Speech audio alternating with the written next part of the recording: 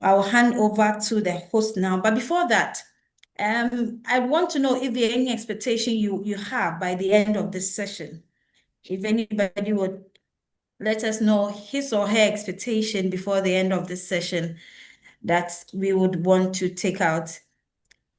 I'll just give some 30 seconds to see if we have anybody who has an expectation by the end of this session.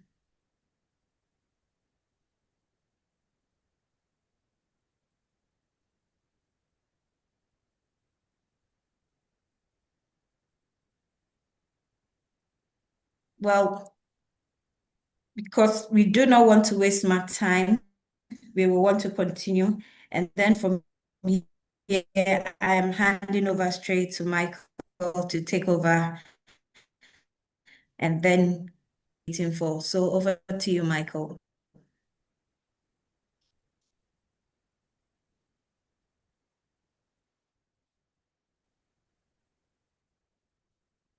Okay, so thank you very much, Alberta. I think Alberta is having some connectivity issues there. And welcome to all of you to another edition of the MGA Dialogue series. As Alberta, indicated to us today, I have a brother who is a leadership expert, and he's going to basically have a question with us. We are looking at the topic empowering leaders for the digital future. We're looking at the environments of strategy, adaptability, and impact. So, Dr. Bassi, good afternoon once again. A very good afternoon to. Hello, Dr. Bassi. Good afternoon to you, Michael, and all of our August, listeners and viewers. And thank you for signing up.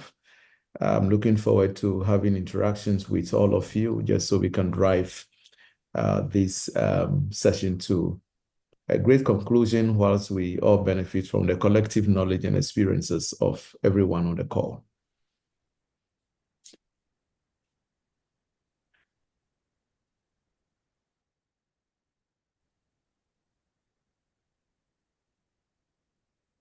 Hello, Mike. Okay, so thank you very much. The MGA team, are we online? Is the internet stable?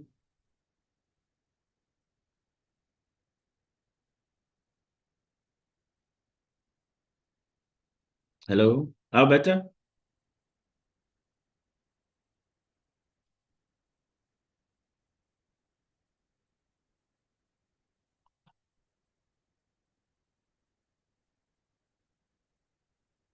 Hello?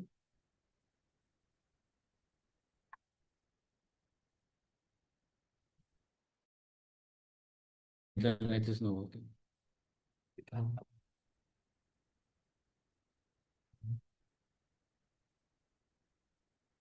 Okay, so Dr. Bassi, can you hear me now?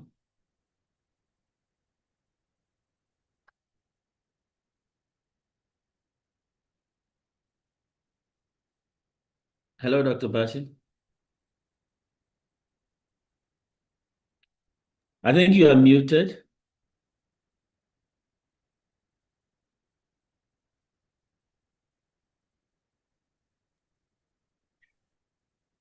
Okay, I'm good now. Can you hear me now? So, Michael, the Yes, problem I can hear you. was I that can hear you. the host was not allowing me to unmute. So, administrators, kindly be up and doing, just so that, because I tried sometimes to unmute myself, but the system kept telling me that the host is not allowing me to unmute. It wasn't working.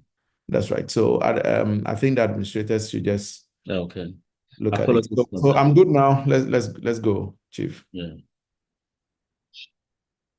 Okay, good. So it's really exciting always to have a conversation on strategy, and I'm excited that we're having this today. I want you to start us off with some general thoughts about the whole environment of empowering leaders for the digital future, for tomorrow.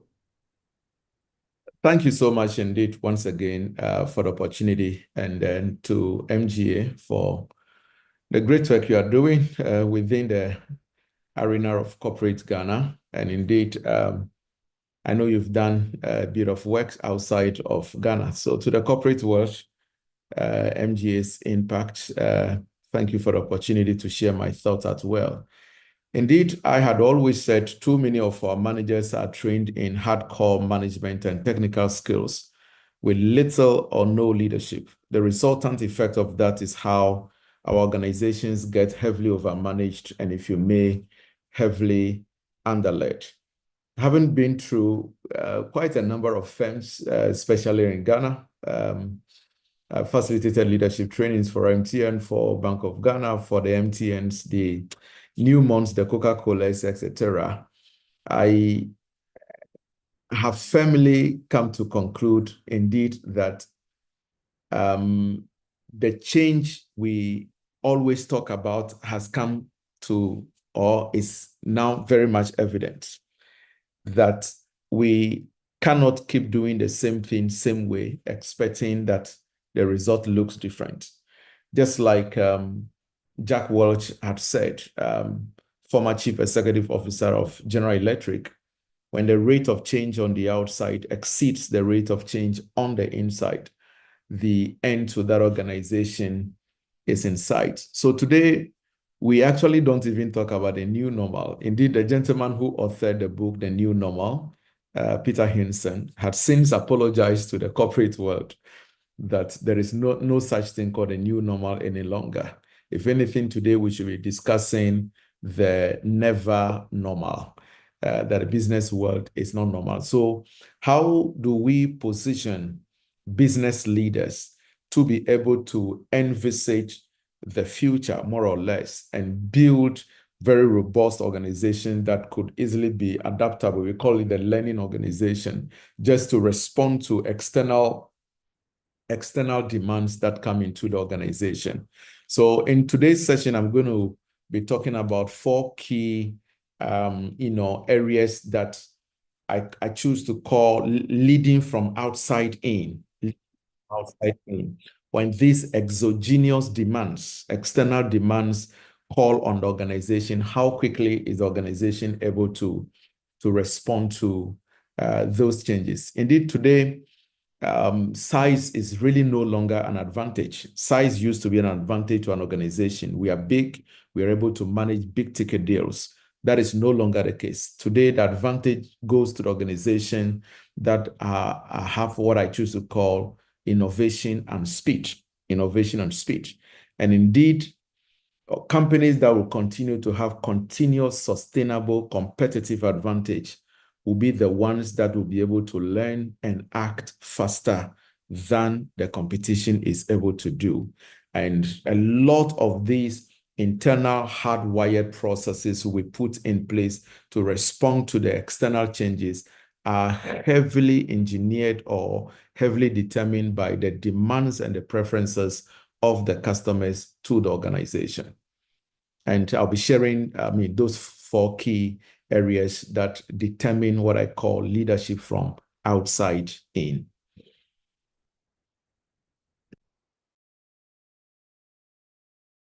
Dr. Basi, I think that I would want us to start off by looking at these 4 key areas.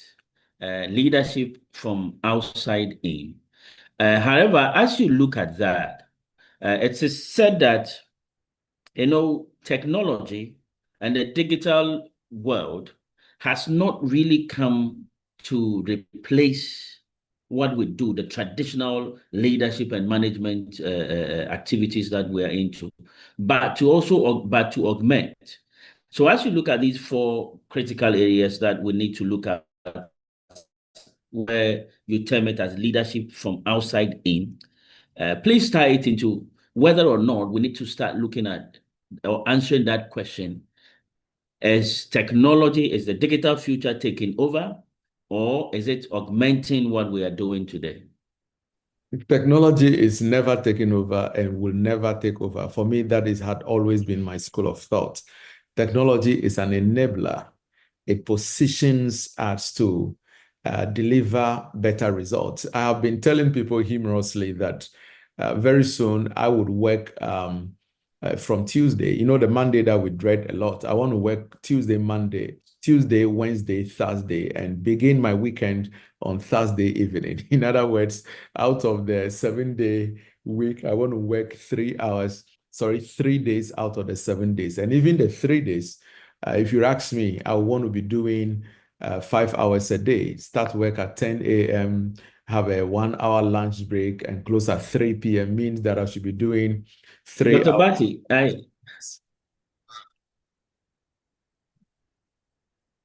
I'm with you. You called, sir. hello, Dr. Basi. I can hear you. You're loud. Dr. Basi, I think that we have, yes, I think we are having some network challenges. I don't know if you can, I don't know what you are connecting with, if we can reposition it, because it's indicating that the bandwidth is low. So we're having a bit of break. Interesting. You. I wish we. From my side. Yes, I don't know if it's rather from your side. Can we hear a couple of our listeners if I am audible enough or not? So I think, Doc, you are audible. We can hear you. So I should think it's from Mr. Michael Abiu's end. Okay. Then Doc, please then flow. Then flow. I'll find a way of catching up. So flow, please. Okay, very well. So I was just making a point on the fact that technology has indeed not replaced humans. If anything, it is an enabler, and that no matter how much we reduce our hours of work but use technology, productivity is not expected to go down. But so today, what we do is that I normally say that winning and losing is happening faster than ever before.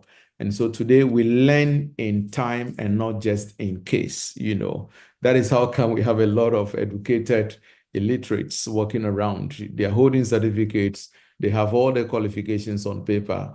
But because we are not learning in time, we only learn in case, it becomes a bit difficult to remain afloat or to remain aligned to what the new demands, of the business world today are.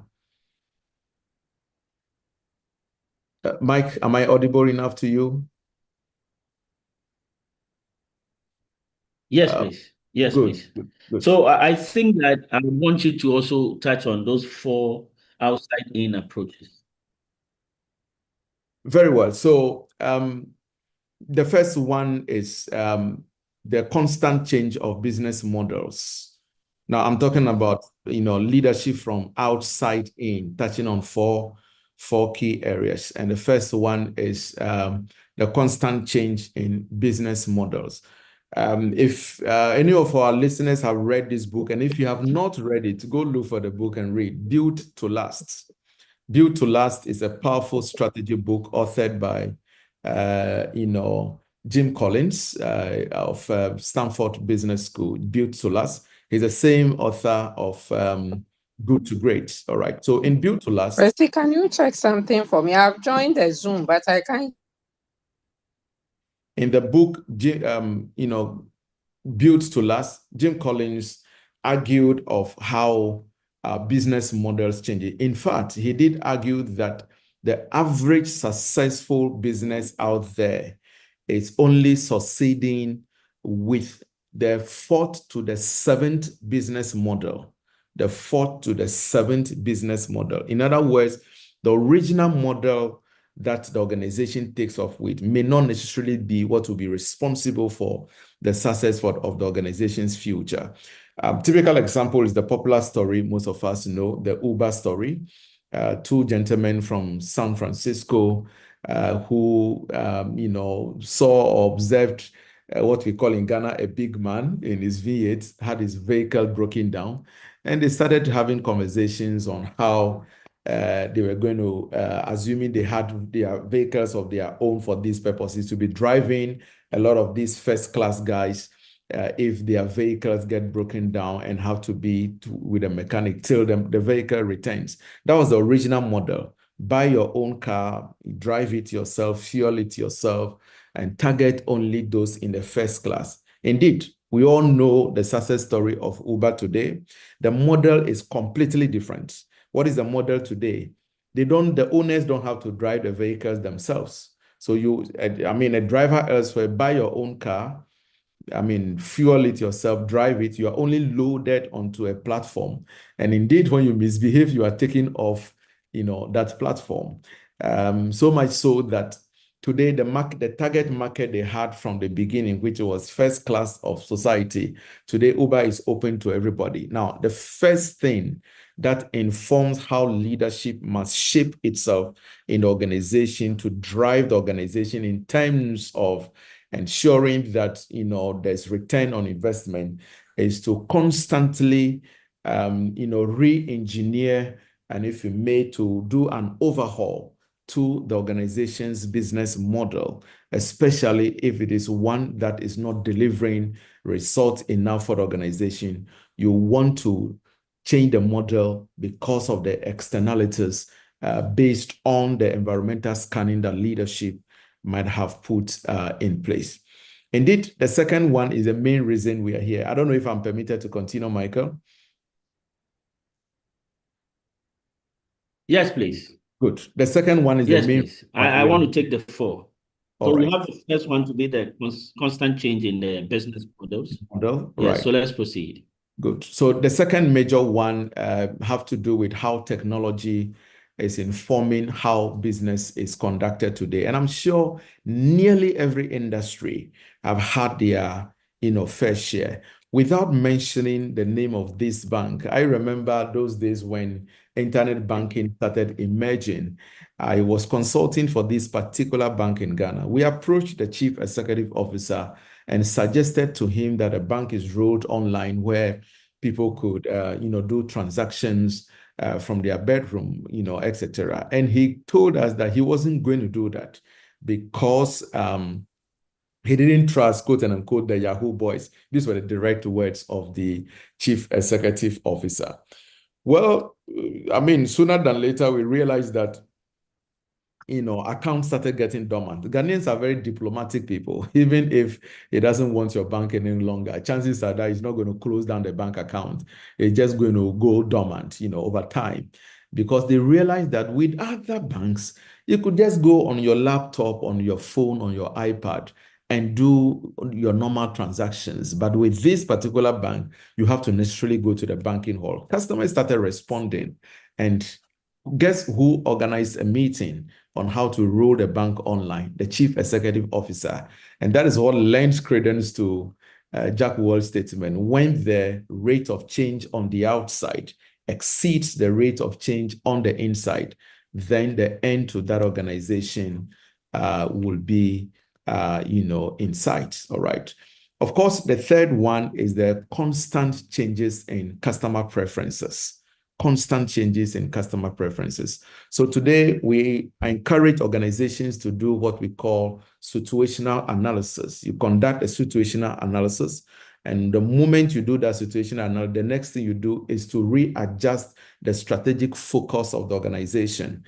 The last time in my strategy class, we ran the Certified Strategy Professional course for managers who intend to certify and have their global recognition in strategy.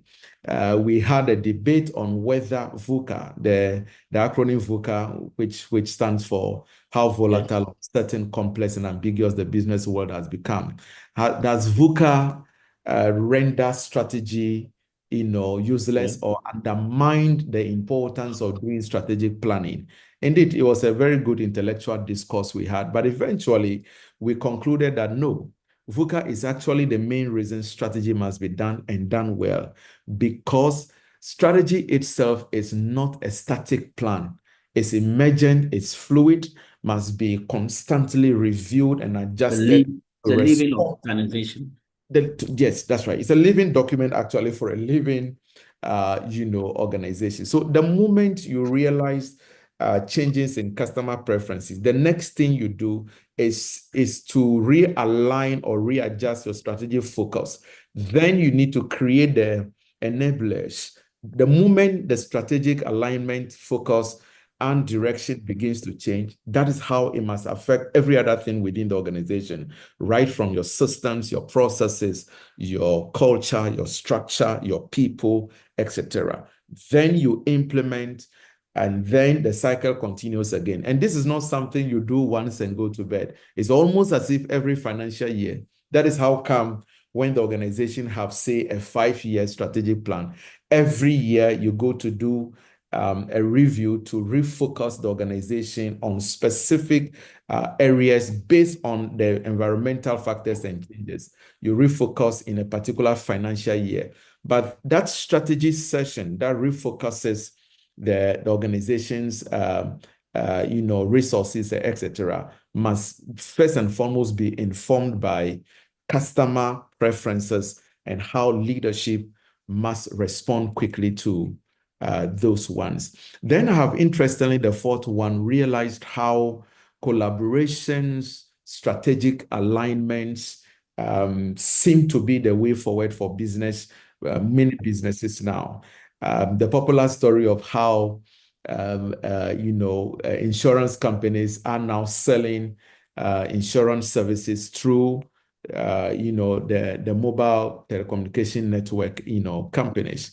Indeed, somebody have argued to me that, well, they are competing with the insurance firm. No telco is competing with any insurance firm, because telcos don't have liability. The liability still sits with the insurance company. If there is anybody who is being competed here, it's Mr. Michael Abu's company, the brokerages, they are the ones who gets competed here. So I have seen a lot of these strategic partnerships, strategic alliances, and joint ventures and all of that seem to be driving business decisions. I know Michael Abu on a very personal note, and I know how he doesn't play with partnerships here and there. So both parties get to benefit. So as far as executive leadership, strategic leadership, so far the things I'm talking about, I've not made any reference to supervisory leadership over employees or team members. I'm talking about ensuring that the organization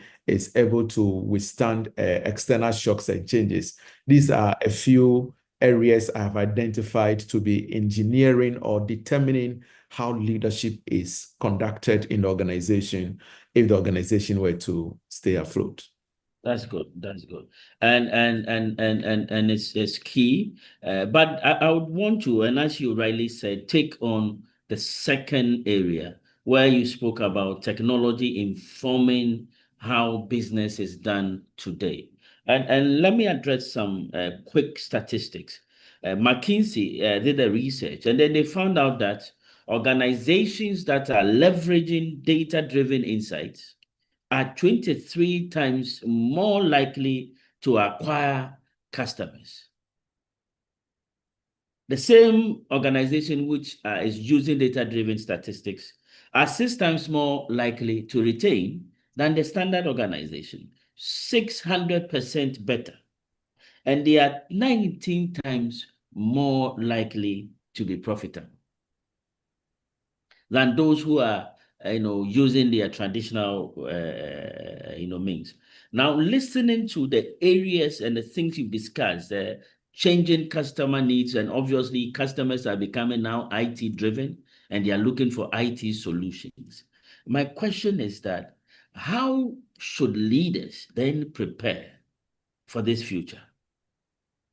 What should I be looking out for as a leader? For instance, as MGA consultant, what should be my focus areas as I prepare for these changes? Because like you're saying, I have no choice anymore. We're living in a volatile environment, constantly changing environment and driven by technology. What should leaders be looking at? Right. So I had actually touched on one of the areas which have to do with ability to learn. Now, when I say learning, I'm not referring to training and development. No, I'm talking about learning what is happening outside of the organization. Now, the old story of Nokia, as we all know, if you're a Gen Z, you may not connect with what I'm discussing now, but if you are a bit of age, you would remember that some time ago, 4, if not 6 out of every 10 mobile phones we were using then was Nokia. I mean, 4 or even 6 out of every 10. Yes. But Nokia suffered from what I choose to call tunnel vision. Nokia slotted its eyes into the tunnel, and they were not interested in what was happening outside of the organization. And if you may, they only were expecting light at the end of the tunnel. And I normally ask humorously, why is that light not at the beginning of the tunnel? We are always waiting for there will be light at the end, of the tunnel. So I mean, when you only are interested in what happens only within the organization and not outside of the organization, and for that matter, not learning, you would then suffer. Then came a company called BlackBerry. BlackBerry, if you remember, at a point, it became a status symbol. If you were holding a BlackBerry, then you had arrived. Yes. BlackBerry built all of its strategy around how to knock off. And then let me just say that proudly, I had to save and save and save, and I got myself a BlackBerry. Interesting. You are lucky you even got one. And after we were able to get one, BlackBerry went down. I'm telling you. So BlackBerry actually built all of its strategy around how to knock off Nokia. Were they successful or not? Yes, they were successful at dealing with Nokia. So where are they themselves? Now, that should tell you that if you build a strategy of an organization on how to just defeat one other organization, chances are that your strategy might not be best after all, because strategy really is not all about competition. It's not all about defeating the other company. I normally like to compare Rolls-Royce and Ferrari. Rolls-Royce is for comfort lovers, whilst Ferrari is for speed lovers, if you may. And so as long as each of them are paying attention and learning from their customers, chances are that they are likely to remain in business. But one of the other things I realized about BlackBerry was that the chief executive officer, there's something I call the tone at the top. The tone at the top is the philosophy of the leader. Yeah, that philosophy could be extremely helpful to the organization. It may also work against the organization. Now, when Apple launched the iPhone 4 for the first time, is it iPhone 4 or 2? For the very first time, they became a laughing stock to BlackBerry CEO. BlackBerry CEO, so forget it. It's one of those things. He was so much in love with the keypad, so much so that when even customers said, we want touch screen and no keypad, the CEO said, well, keypad, he thought that is what customers should like. And therefore, the company continued to operate that way. If you remember BlackBerry very well, when they were even doing away with the keypad, they did it in bits, sort of. They will reduce the sizes of the keypad. They were just not interested because the founder was in love with keypad. I remember some years ago, I went to multimedia to place an advert on one of the multi-television stations, the Joy News, Joy Prime, those ones. And not having enough budget for our advertisement, we would have to pick and choose which networks, but because we couldn't afford having the advert play on all the networks. So I was in a conversation with the then director of head of sales and marketing. I think he's still there, Max Fugger. And he was like, I think we should place one on Joy Sports. And I remember vividly telling him, oh, no, I don't like sports. Then he just paused and looked at me and said, Dr. Bassey, are you going to watch your own adverts? Is it you who like it? Are you the one who should like it or not? We are placing adverts for people to, buy the services you are selling. I want to place it on sport that I think lots of people watch. You're here telling me you don't like sport. Are you going to watch your own advert? As I drove out of his office, I thought about this statement till I got to my office. Like, wow, is it about what I like as the chief executive officer, or is about what the customer wants? So today we actually say that culture is not the way we do things here, as we have always said, but culture is the way the customer wants us to do things here. So when we are conducting our industry analysis, that trickles down to the market analysis and the customer analysis. We should be interested in what the customer have to say. The customer today says that it is about technology. This is how I want service to be delivered to me, etc. But not how we probably think that it must be done. So constantly learning about the customer, learning is what is the way forward. And more often than not, it is about what the customer thinks. I'm sure a few people might know that I run the HR certification center. We used to have how many? Just a handful of people who would rather study online. Today, majority would want to. So we had to rebuild our strategy on how we are going to make online learning more fun and more interesting. And is it not quite interesting? Because before COVID, we were struggling to convince people that let's do training online, and it is viable, it is good. And I remember going to some organizations who are saying that, you know what, we want to do the training, but the cost of bringing everybody to Accra is expensive. And I remember those days we are trying to convince them that no, we could have an effective, training online. Today, I have the challenge of now convincing people that, it shouldn't always be online. We need to mix it with some, face-to-face, interaction. And the question therefore then is, where sometimes we need to understand whether it is time or not. Because sometimes we're saying that we live in a volatile environment, right? And things must change. We live in a digital future and things are moving fast. And therefore, we are in a state of consistent change. However, we're also talking about the environment of strategy. How do we marry the two? And strategy is also talking about making sure that you are remaining focused and you are giving time to the strategies or the concept that you have developed to be able to work. How would the leader be able to marry the fact that you need to give it time to work and the fact that the environment is fast changing and therefore you must consistently be moving? Yes, the ability to lead and navigate these dynamics is important. Now, Michael Porter, said strategy formulation, it's all about relating an organization to its environment. And I know, Michael, you know this for a fact, okay? Strategy formulation is about relating an organization to its environment. So what is the environment saying? And when we are talking about environment, there's a larger spectrum, too many a time.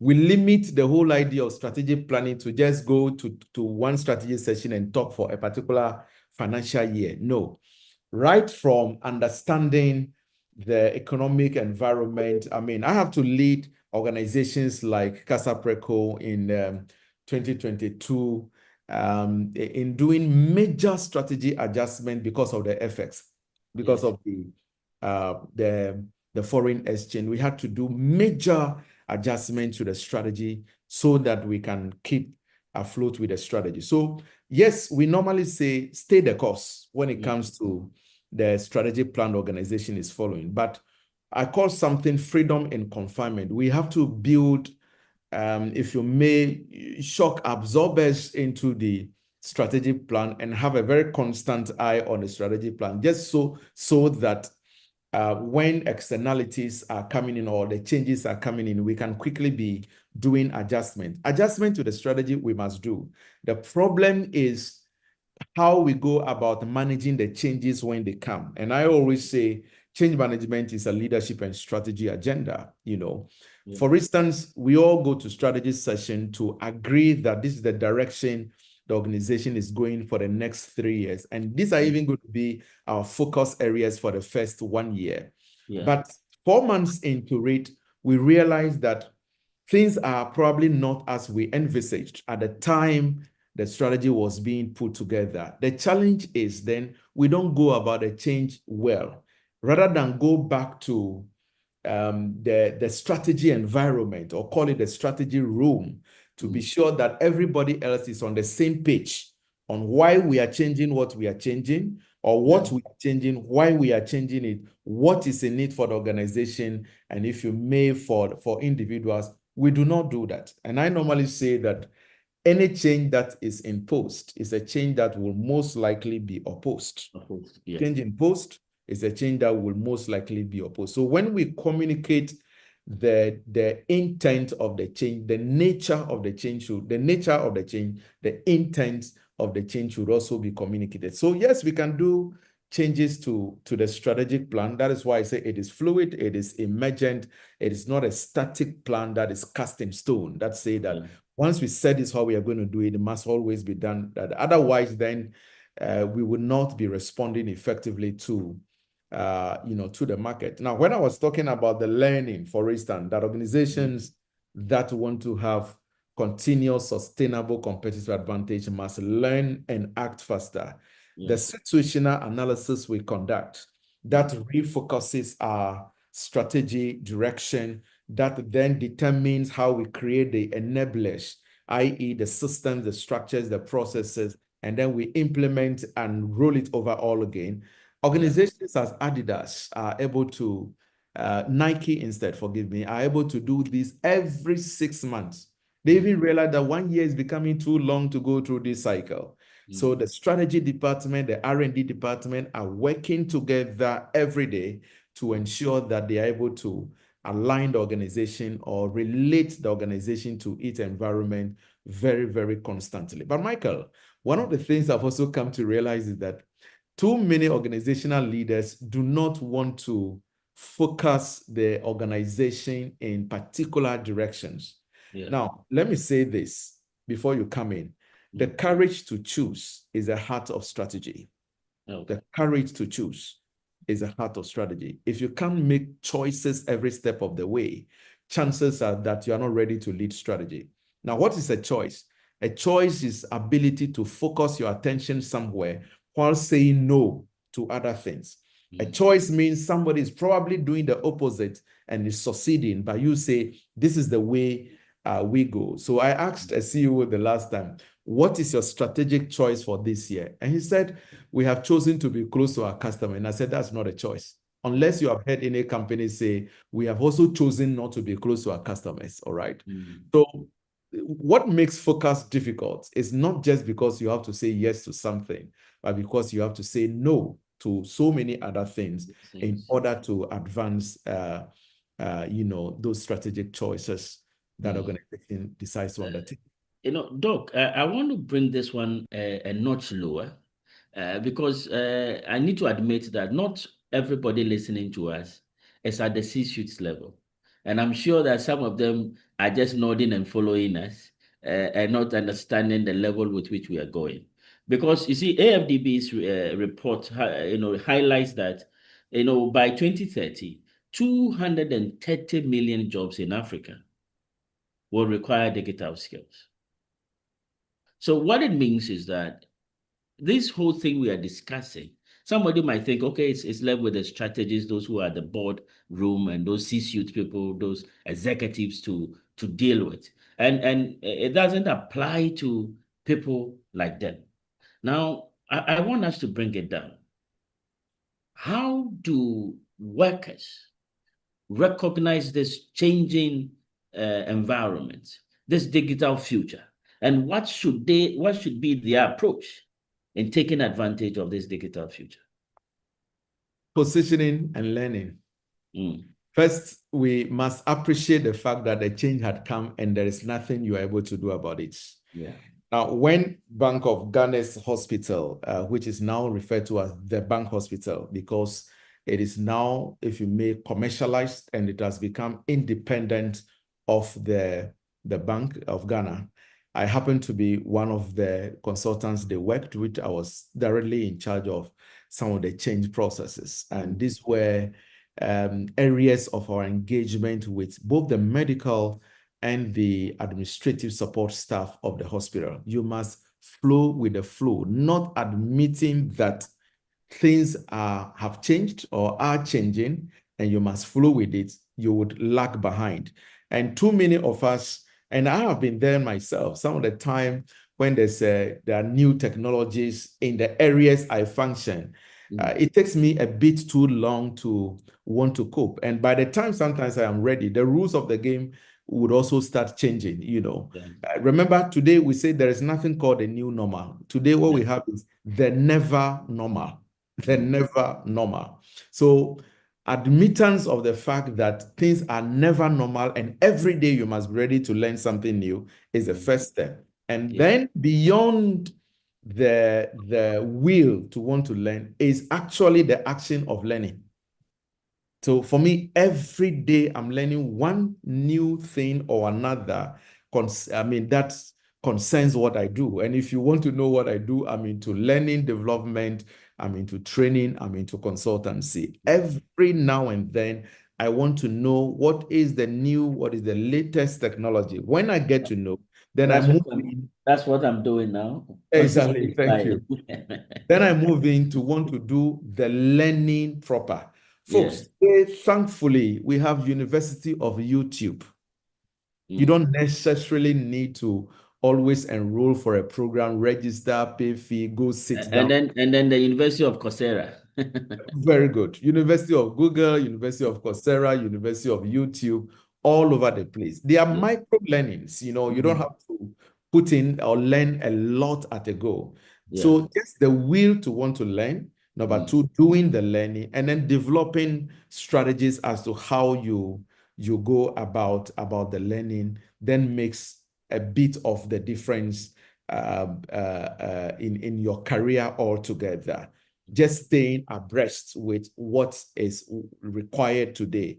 It makes you much more sellable, it makes you much more valuable to yourself first and foremost, and to the employer. But when we hold on to this is how we do it here, it's actually an illusion to say how we do it here. It is an illusion, and any serious-minded decision maker will make a decision on you that eventually will not be a favorable one. And let me say this, Michael, again before you come in, folks. I'm not saying this to disrespect our older folks. Dakiwal Mill says, if you don't respect old age, you will die early. I don't want to die early, so I have a lot of respect for old age. But folks, let me say that today, it is only in primitive societies that we associate old age to wisdom, all right? Now, old age was wisdom those days because things hardly changed. And so the old man who is taking seat and telling you the road you're about to travel, when you are about negotiating that curve, start slowing down. There's a pothole right after negotiating. He's telling you the truth because he's traveled that road and he knows you are going back to travel the same road.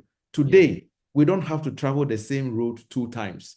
And so the so-called experience or old age that culminates into wisdom is no more the case. So companies will rather today go for younger executives who can lead the organization to navigate everyday challenges as the organization meets. And because it's aligned to the modern technologies. Which is aligned to the modern technology. And let me say, young people with technological savvy, knowledge and skills to guide organization in navigating everyday challenges as the organization meets.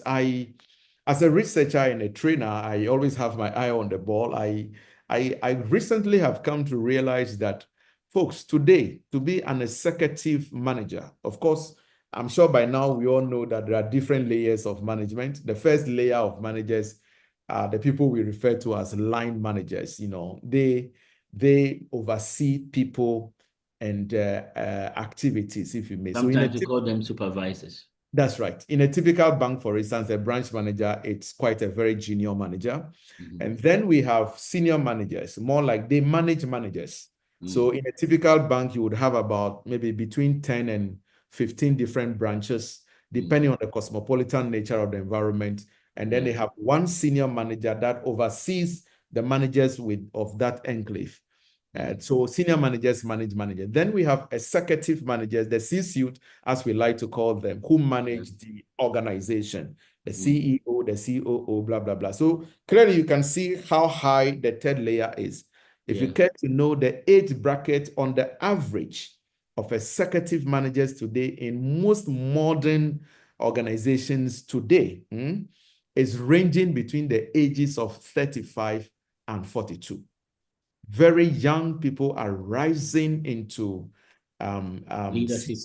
leadership executive position because of how technologically savvy they are, how contemporary their skills and knowledge are to help the organization navigate everyday challenges as the organization meets, Doc, I would come back to ask you, as by way of advice to the teaming, these young brackets you're talking about, what are some of the traits that they must develop? Obviously, learning is one of the key traits. Ability to position yourself is one of the things you've spoken about. But let me take a question, and this is to announce to all of us that you can send in your questions now. So we'll be taking some questions, and we have about 30 minutes to do that. We'll take the questions whilst we continue the conversation with Dr. Bassi, and Dr. Bassi would respond to some of these questions as we have time.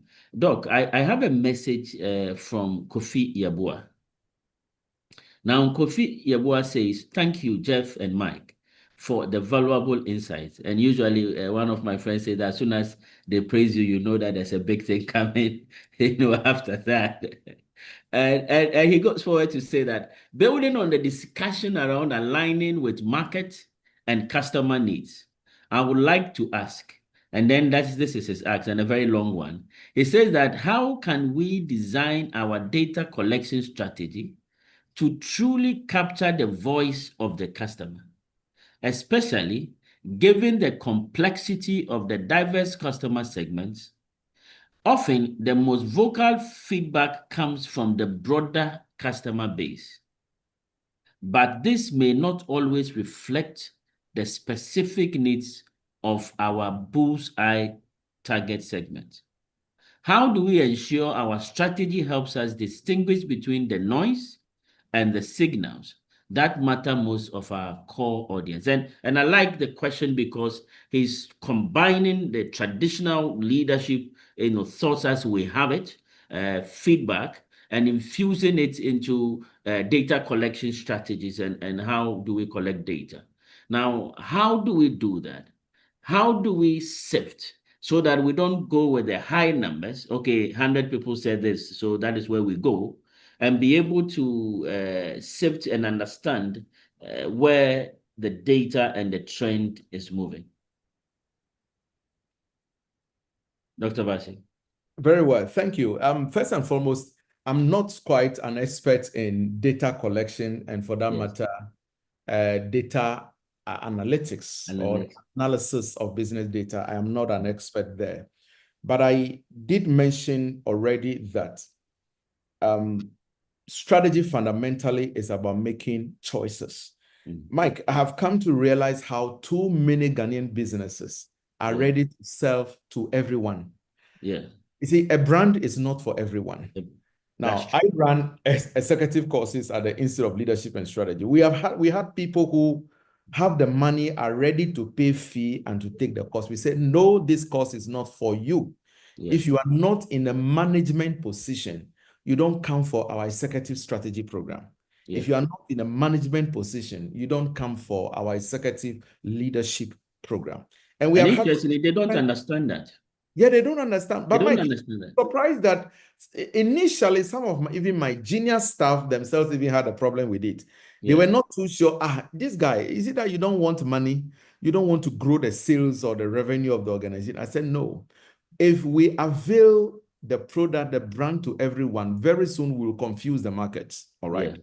We would even start discouraging those who are truly qualified to be in our training sessions. All right. So that same spirit of choice automatically leads you to where you even seek your data, where you even, if you may, place your commercials, your advert, and all of that. At all costs, you're going to have a bit of frank, callers or contacts, people who may not build into your data, very firmly, all right? Yeah. No matter what. But the goal is, as much as possible, we want to reduce them first and foremost by the organization itself having the courage to make choices. Yeah. Choice to say, this is the person I'm looking for. I'm not looking for that person. This is where my commercial will go, and my commercial is not going here. The person who is responding to the survey I am conducting, the questionnaire I've issued out, does it even fit into the market segment of the people who are supposed to be buying from me? If the person doesn't fit, then your opinion on me doesn't even matter, to me so much. So as much as I am not a data analytics expert, I will still come with my strategy knowledge that courage to make choices help you to reduce if you may, those who probably may not fit into the data collection you are making, which ultimately will have an impact on how the data is analyzed and decisions applied in the organization. Let me do this. That's far I'm able to comment on this. Yeah. But let me do this because, interestingly, one of my colleagues and friend, I would call him a senior, who is a data collection and analysis expert, fortunately, is part of this discussion and is actually online. So I want to give him some few minutes, Isaac, to basically, because since we are sharing knowledge and he's here, Isaac, I don't know, and it's Isaac Juma. Isaac Juma is a senior colleague as well. He was my senior in the university and senior in business as well. Okay, but he was my senior in school also I see. at Presec. And Okay. So, Isaac, this is your terrain. So I would want you to help Kofi out here. How do we align this to when we're looking at the digital future? Yes, Isaac. Thank you. Thank you very much, Mike. And Doc, it's always a pleasure listening to you. Good to know, sir. Yeah. So he raises a very interesting point.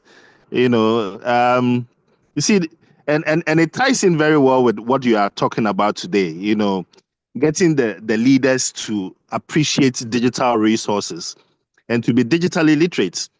Because you see, if you're running any organization, right from the banks to even your small enterprise, there are many ways to collect data. The challenge that we've seen with a lot of these companies these days is that anytime they want data to support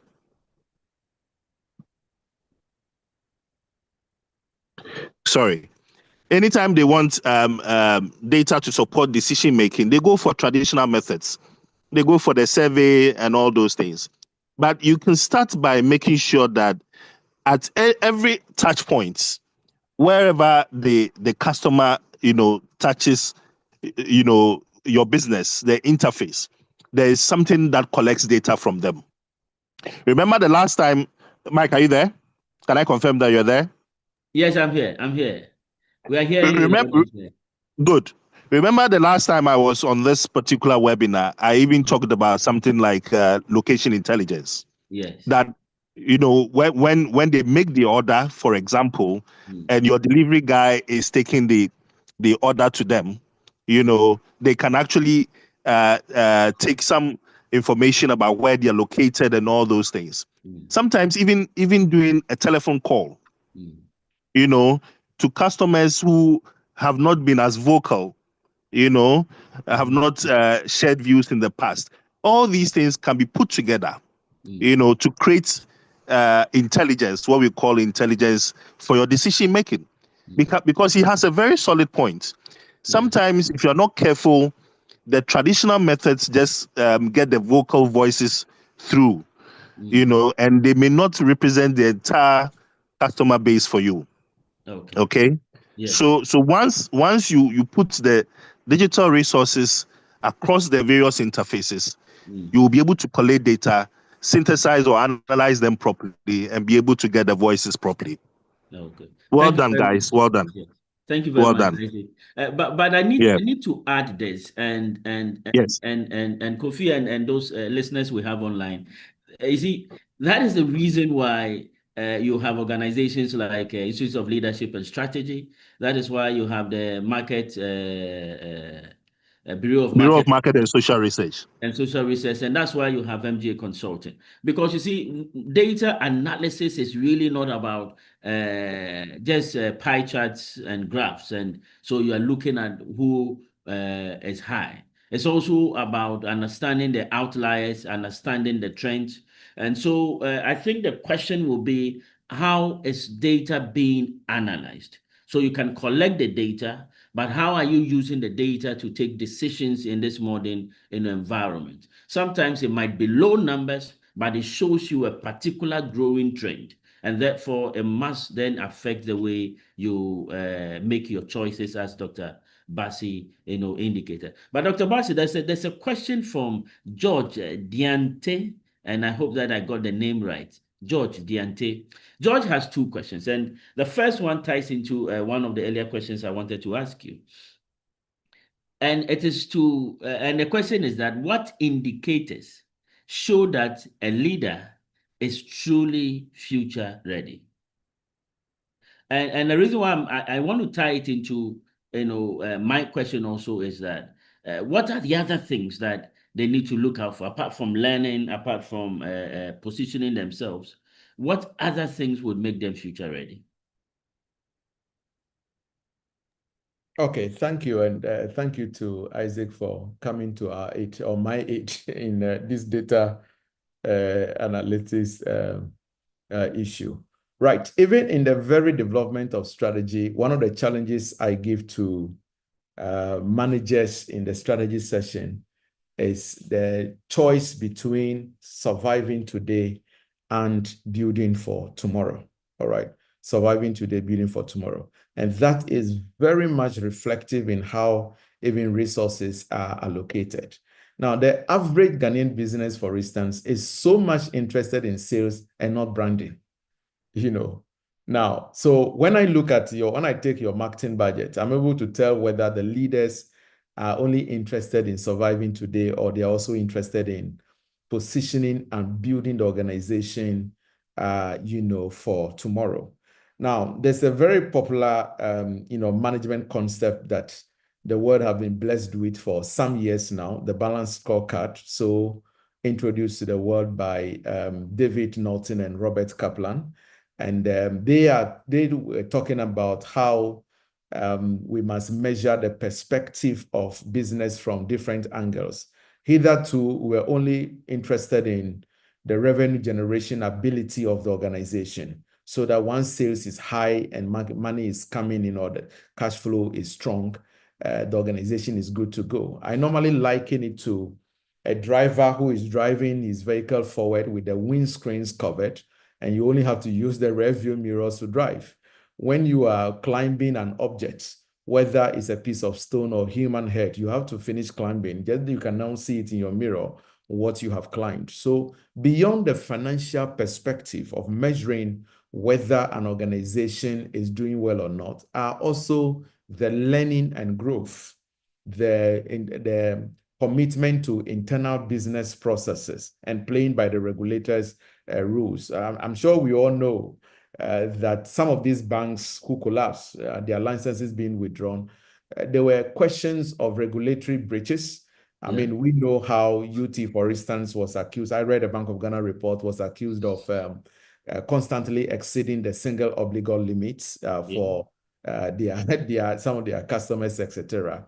And then the fourth one is the customer perspective. Now, in a typical strategy class, I mean, where we deal with a balanced scorecard, you would have been introduced to all the metrics and the KPIs used to measure the organization's success from different angles. Now, a leader's commitment to a lot of these perspectives, not just the revenue or the sales, is a sign that the leader is positioning for the future. Now, Mike, I normally say that, and this is my own thought, not Robert Kaplan or David Norton's thought. I always say that you can really only measure, or that you can measure the health of a company through three lenses: whether the organization is doing well, is positioning for future or not. Just three lenses, in my candid opinion, we can measure the organization's success. The first one is the organization's people engagement. And when I say people engagement, I'm talking about who works for the organization. Where are they coming from? What is their skills, their knowledge, their capabilities? How are they trained? How are they developed? How are they compensated? How are they positioned and optimized to deliver on product promises to customers?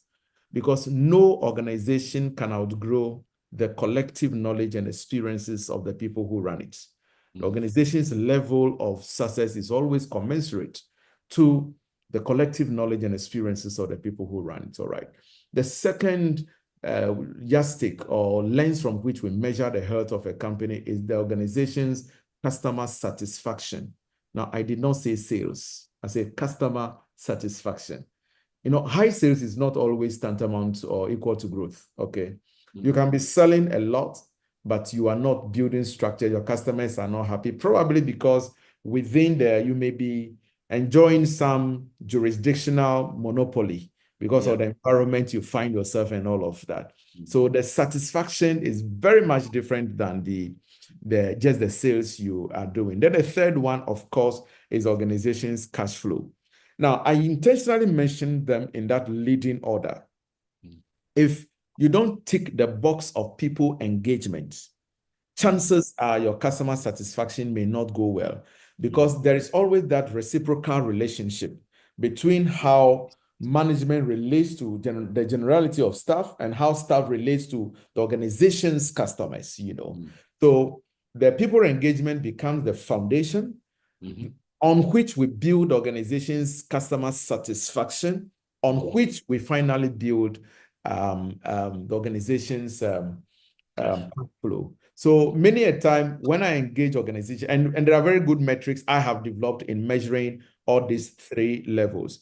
Once we look at your people engagement and it is weak, and probably your customer satisfaction is weak, I mostly don't want to ask of the cash flow. I have an idea. In same vein, if the people engagement is strong, customer satisfaction is strong, chances are that the cash flow will be strong. So what am I trying to say? A leader who concerns himself with all these three levels, as far as my opinion or my suggestion is concerned, and for that matter, Norton and Kaplan's balanced scorecard. These are leaders you can quickly tell are positioning the organization for the future and not just for today. And for me, this is what forms the core, the foundation of making that choice of building for tomorrow and not just surviving today. And Michael, quickly, I'm wrapping up quickly on that point. And for the younger ones in the house, I want you to appreciate the fact that experience is not if you are going to the younger ones, there's a question here which will tie into that. Okay, let's go. Then the question says that if you could give one advice to an emerging leader, and I'm sure that is what you are talking about, the younger ones, to an emerging leader stepping into a digital transforming world, what will it be? Good. Yes. Increase your mental capacity to accommodate success. Now, Mike, I have come to realize that too many people have wrong definition for experience. Experience is not always about duration. And let me create a very simple scenario as I'm sure you are trying to wrap up and deal with questions and all of that. If four couples mean four human beings, two couples means four human beings, right? So couple A have been in premarital relationship for say 2 years. And the guy never got broke once and had no idea how the average woman responds at home when a man is broke. But couple B have been in a relationship for just 6 months. And apparently the guy got broke like 6 times. Every month, one broke. I'm sure some guys here are connecting sometime around 21st, 22nd, thereabouts, Now, both couples are married today and both men are broke. Which of the two men have more experience in how a woman reacts when a man is broke? I tell you, the 6 months, not the 2 years. Though the 2 years is longer, nothing significant happened. But the 6 months, a lot of things happen. I dare say that experience is more of occurrences and reactions to events much more than how long you have been there. Chances are that the longer you have been there, the longer things would happen. I have been fortunate to serve on, panels of interviewers for quite a number of organizations. And some of the time, what we even write there, if you don't have 6-year management experience, you can't hold this position, blah, blah, blah. There are people who had walked into those interview halls and proven to us that they may not have had 6 years experience, but they had gone through things that positions them to respond to this. A typical one is APSA. I remember a gentleman called, let me just give just the first name, Philemon. We're looking for somebody with a 6-year experience into then Barclays, not the APSA today. Then they had this BA1, BA2, like Barclays Africa 1, Barclays Africa 2. We're looking for a BA5 role. That is more like a unit head under a department, And ordinarily, this guy who had finished university, I think he was at UCC, read BCom, and then have part 2 of CA and only 2-year post-graduation experience in another bank, came into the hall to prove to us that you can't really challenge success and knowledge. Yes. As much as he probably would not even have ordinarily qualified for a BA3, that guy was employed for a BA5 role because he simply came to prove to us that I might not have been there for 6 years, but I understand the issues and how they work. He demonstrated capacity. He demonstrated capacity. It does look to me as if younger folks in this country, we are unable to increase our mental capacity to accommodate us. Hence, I mean, a lot of mediocrity is being celebrated and mistaken for excellence in our part of the world. That's what I've come to, realize. Not to cut you, we had an interview for an executive role just last week, and I was fortunate to be the consultant on the project. And there was this guy who is a former managing director. I don't know if you get me. And there's this young guy whose highest position is branch operations. And clearly, when we spoke to the two of them, and this former managing director, over 23 years experience, whereas the other guy had, I think, 11, 13 years experience. But the other guy came clearly. It was so clear, so glaring. He had so much control over the issues. He had clarity, and we actually asked them to present a document as to how they are going to manage. So a strategy document, as if they were given the opportunity, how they were going to solve a particular situation. And the CEO actually generated the report with AI. That doesn't speak to the issues. And then we're telling him in the interview room that, you know what, you could have done that, but you should have taken the information and personalized it and related it to the case that was given to you, rather than, and interestingly, the AI he used to generate, had the logo on the work, and he maintained the logo there. Yeah, so I perfectly agree with you that, and I think that the emerging leaders really have that opportunity. And I want to advise George that, let me show you something. This is your time. Now you have to, learn, as Dr. Bassi indicated. You need to adapt this. But Dr. Bassi, there's this question that is worrying, and we need to address it before we can leave this room. And it's coming from Rejoice A.C. Asante. Now, Rejoice is saying that, thank you for this important discussion, Dr. Jeff and Michael Abiu, right? Can you explain the cost of adopting strategy? But that's not really the question, but it goes on to say, especially technology for small businesses. And she moves further to say that most of the things you have discussed look like it is for very established and successful businesses. Why? Because of the examples we are using. I also want to know the role of soft skills for leaders in strategy formulation. So Rejoice wants us to now bring it home to small businesses. Small businesses like FJ Consulting, Are we small? But generally, small businesses. And to tie the cost of adopting technology, because then the perception is that it's very expensive adopting technology. So, what would be your response to Rejoice?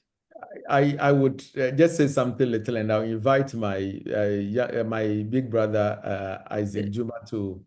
I think he's also within that space and should be able to respond to it. I hold a different opinion that technology, small businesses cannot invest in technology, and for that matter, the strategic conversations we are having. There are a lot of relatively cheaper ways to adopt technology for small businesses. There is one workshop I run now that is SME strategy. And trust me, we try to demystify the issues. We've come to realize that the seeming lack of commitment and sometimes just the assumption that technology is expensive and we don't approach it. We don't try to only to know, oh, so this thing can even be adopted. So if you ask me, I hold a different opinion that technology is too expensive for SMEs to adopt. Michael, one of the challenges I've realized that a lot of SMEs in Ghana wait to become big firms in order to adopt business growth concept, including technology. You will never grow. I thought the goal should rather be, let us invest so that someday we would grow. And see, but our priorities are to buy a car first, to build a family house, to give that donation to church, to let society know that now we have arrived and we are wearing dresses. So we make the money, and then we don't invest the money in the business. But let me tell you a story. I was doing this SME, what we call high growth women training. And they had come for funding from GIZ. Now, this funding was to help them, build websites.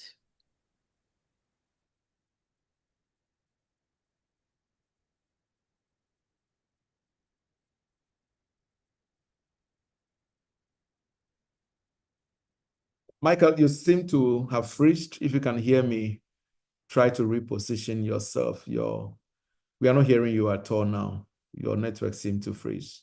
The gentleman behind the console, kindly do help Michael.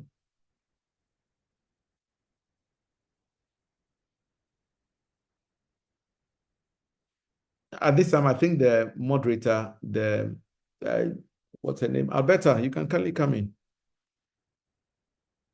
Hello, Doc. Yes, please. Yeah, while we wait for him to come in, let me also chip in. Yeah. Personally, I think that technology is actually what is going to help the smaller companies, isn't it? Especially with this AI revolution. I mean, I'm seeing instances where, even for your finances, bookkeeping and all that, and then how that fits into other things. The technology is what is going to do it for you. Digital marketing, for example, is a very cheap way of advertising your business, as opposed to putting in a lot of money into what's it that they call it, TV, radio advertising, and all that. So I'm not too clear on why she thinks that technology is rather for big businesses, and technology strategy is for big businesses. I would want her to reconsider that. Now, in terms of the soft skills, I am very positive that you've mentioned most of them. But obviously, coming from a marketing background, one of the things that I would tell emerging leaders, the owners of small businesses, to develop is that empathy. Empathy in terms of the customer orientation. I think you've mentioned a bit of that already. Okay, you must constantly be thinking about, this product that I want to develop, this service that I want to put on top of the products. Is it really something that solves a consumer need, a client need, as opposed to you putting your own interest and whatever out as products and services. You understand? Now, so that is empathy on one level. Empathy on the next level is also when you are dealing with your own human resource. You are dealing with partners. At every point in time, you must ask yourself, what is in this relationship for the other person? And the more you do that, you realize that the better your overall corporate strategy. And I feel that sometimes, especially because of how turbulent the Ghana environment is, people gloss over that empathy bit. So that would be my contribution. Okay. Thank you very much, and apologies. Today my connection in the entire office is not favoring me. Sometimes when you have big boys like Jeff Bassi coming through, they want to embarrass you small. But I need to. There's this question on Facebook, and it's coming from Zan Estates and Deco.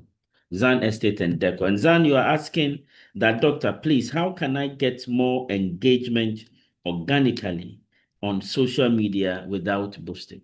Now, Doc is a strategy expert, so I would attempt to give you some responses. The first thing is that it's a good decision to want to build your organic connections. That one is the first one. It's a good decision, but it doesn't take away the fact that for some specific, sales and marketing activities, you might want to boost. However, the first thing you want to look at is the profile. Whether you are looking using Instagram, Facebook, LinkedIn, the first one is what profile do you have? Because it ties into the second one, that you start connecting to people who you believe will need your product and services.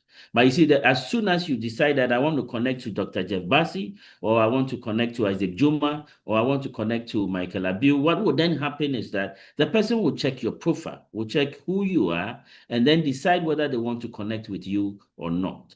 And with that, you start building organic followers. And once you start growing the organic followers, you will then get to understand that now you can be able to promote your goods and services organically without improving. So first you need to make sure that you have a good profile, and second you need to now start going and taking that major tax on yourself to connect. The third thing is producing content that would attract people to want to connect with you. Now, the second one, you ought to be able to be doing it consistent. It's not a one-off thing. It's something that must be sustained. So let me give you these three for the want of time. I have a question here. I think we can take one more before we leave. And I have one from Emmanuel Ofori. It says, thank you for this platform, Press and Doctor, for your submissions. I am following keenly and aligning the discussions with my industry, which is creative arts talent management. Please advise me on how I can apply these ideas of yours to my business as a talent manager within the creative arts sector. My product is the musician or his music. And that also, I think, is coming from Abdul Muiz Abbas. So I think it's the same question repeated. And Doc, just the last one, then you can give us your closing comments, which is to say that, Doctor, thank for the insights shared. Please, as a general manager preparing to take advantage of the next position ahead or other opportunities in line, how do I prepare myself to move on? So, Doc, if you can respond to this too, one looking at how they can apply these discussions to the music industry or the creative arts industry, and their product is music and musicians. And one says that I'm a general manager, and that is from Kofi Okwampa Akoto. How do I take advantage of the next position? How do I prepare myself to move on? So, Doc. Well, I wonder whether I can help my friend who how to apply this to the music industry. I do Yeah. know that leadership principles are quite universal. Yeah. And so if you are probably a musician, I imagine you have a team. You Mm. probably might be the only one we know as coming out with the music, but you know that you have a whole lot of team you work with, from your management team to the marketers to maybe instrumentalists, those who do scouting for you and all of that. The first thing to do is to apply, relationship, with them in terms of leadership. I'm not sure if you had ever come across John Maxwell's 5 levels of leadership. The first one is just position leadership, where you have the right to exercise authority because there's a title on you. You are the musician here, and all of them look up to you. But beyond that, recognizing the fact that you work with a team and you must always share credit with them, reward them well, share information. One of the things about becoming a leader is the moment you become a leader, you must be the chief meaning officer. You must always communicate, engage, and provide meaning to everything you do. Then the marketing bit, I'm sure the musicians know even more than we, the people in the management and strategy space, how much they leverage, social media or technology to sell themselves and put themselves out there. And so the product you are selling is music, and I do not think the principles we have shared here will be applied any significantly different than other industries, because like I always say, leadership is universal, can be applicable in any field. So see your music as the product, see the people, your team as the staff, and every other thing I would do when I'm selling physical products will probably be very similar to what you would do in selling your music. And as for the guy who probably is aligning for the next position ahead of him, whilst you do that, normally my first advice to people like that is, if you have ever read this book, The 48 Laws of Power, never outshine the master. For now, you are not the master. Whoever is ahead of you, don't outshine that person. If anything, you want to make sure that you are well positioned to help that person also grow. But whilst you are still in that general manager position, probably eyeing the MD now or the chief executive officer, start volunteering for roles or things that require success in those offices, particularly if in the absence of the CEO, etc. You are probably not the only one management is looking at. It's a very bad strategy if management considers only one person to be in succession to a role. We normally advise 3, but if you find yourself in a relatively smaller or medium-sized company, then of course you might be 2 or so. The highest consideration management looks at is your technical acumen and your leadership ability. By all means, you want to make sure you have the 2. But in the unlikely event, for whatever reason, one should be slightly higher than the other, we will normally go for leadership, because we always say that once the people bit is sorted, the job gets taken care of. At your level as a general manager, the work is now here in your head, no more running around doing the whatever.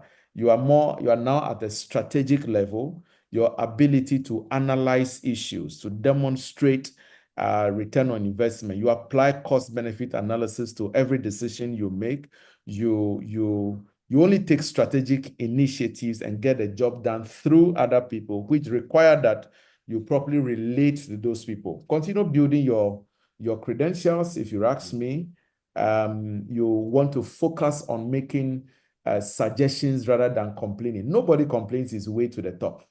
Nobody complains his way to the top. And of course, your associations. I normally say no association leaves any man neutral. You can't wake up with dogs. You can't lie with dogs and not wake up with fleas. You cannot move with eagles and probably not grow wings to fly. Once you are a part of a group, if they are better off than you, you become better. If they are worse, you become worse, because there's always the rub-on effect, Yeah.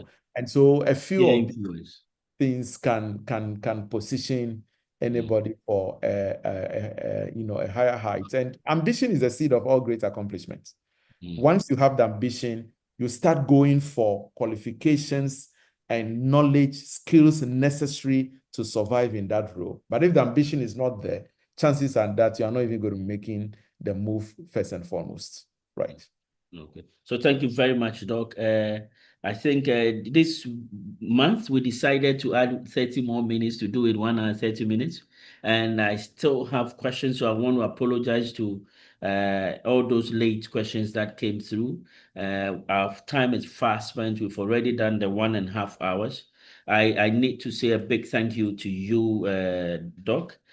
Always very insightful. Leadership is what you eat, strategy is what you breathe, and we are happy to have you here. You started off with some brilliant 4-level things to look out for, what you termed as the outside in approach to leadership within the modern environment. And we are grateful. You gave us insights into how to prepare.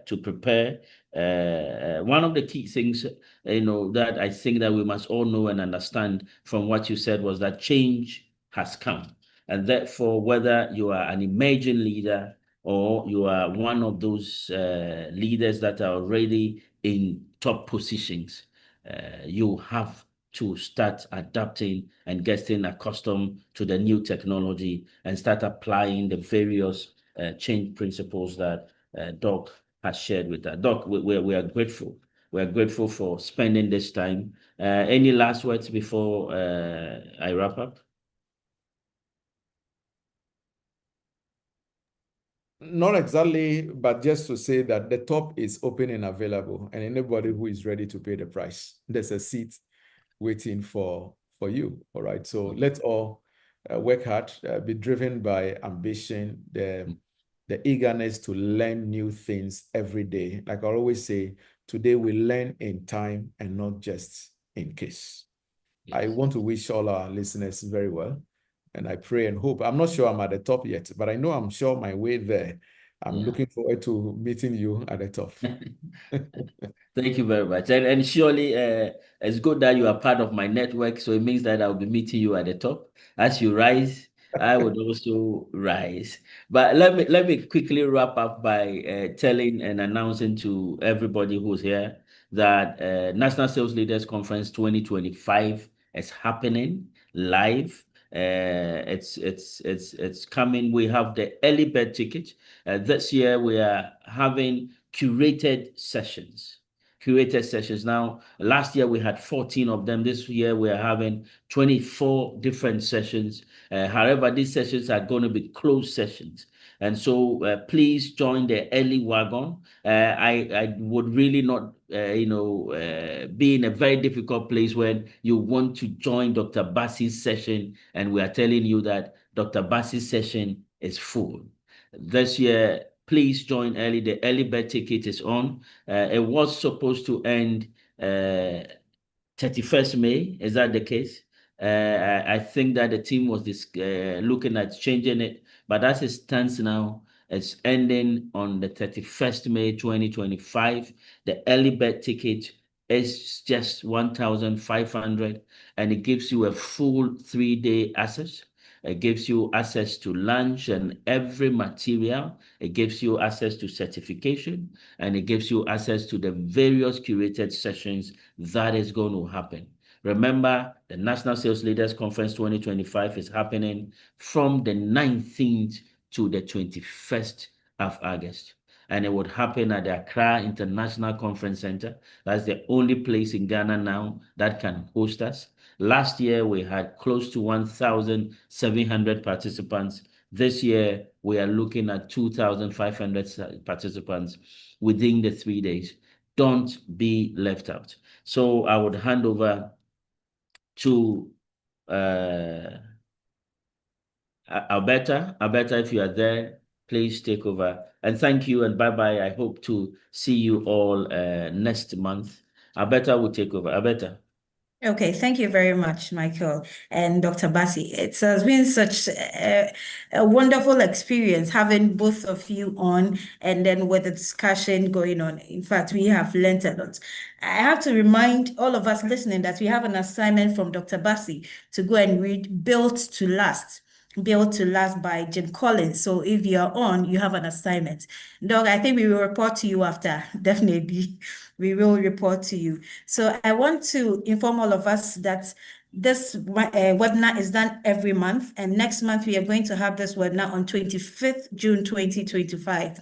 And it's going to be another insightful section as well. So don't miss out. Always look out on MGA socials and our platforms and ensure that you join. And the topic is going to be embracing change, mindset shift for smooth transition. And the time is still 3 o'clock to 4:30. Just as I said, we have listened to you and we have added another 30 minutes to the time. Once again, we appreciate you all for joining us. MGA has a lot of services coming this month from 10 to 11 June. We have our public training coming up, that is turning clients into brand advocates. You don't want to miss out on this training. It's going to be a powerful one. And we have Amma J. Amwa as our moderator, as our facilitator. So you have to join this impactful and insightful training, turning customers into brand advocates. Also, I'd like to encourage all of you to join the MGA WhatsApp channel.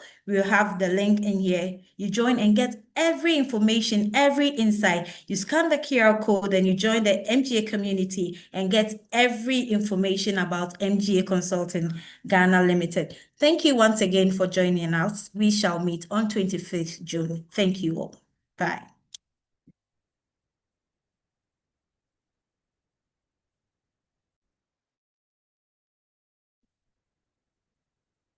Would the slides be shared?